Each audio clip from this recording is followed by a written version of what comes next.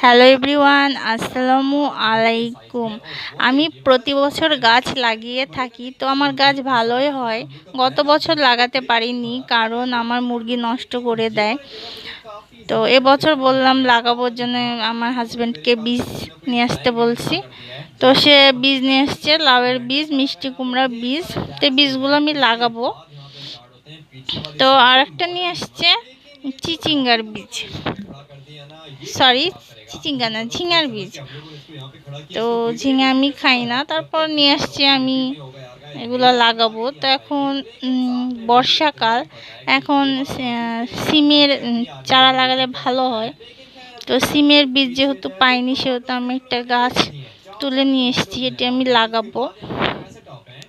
তো একজনের দেখলাম ভাঙা টিনের বালতিতে গাছ লাগাইতে, তো এইভাবে আমি গাছটি লাগাবো যেন মুরগিতে নষ্ট করতে না পারে। এই জায়গাতে আমি গাছ লাগাই।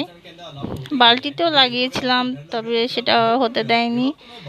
তো যে গাছ আমি তুলে নিয়ে আসছি, গোড়াতে কিছুটা মাটি সহ গাছটা আমি এর বালতির মধ্যে লাগাবো। বালতিতে আমি প্রসেস করে নিয়েছি কিছুটা মাটি দিয়ে। গাছ লাগানো হয়ে গেছে, গাছটা পেঁচিয়ে পেঁচিয়ে পেঁচিয়ে দিয়েছি। এই পাশ দিয়ে ছাদে তুলে দেবো, বাথরুমের ছাদে।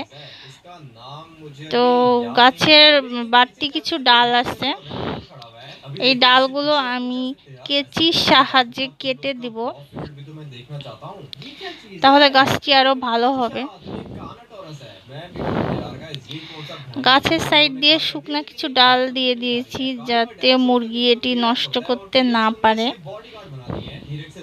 ভালো লাগলে লাইক করবেন, ধন্যবাদ।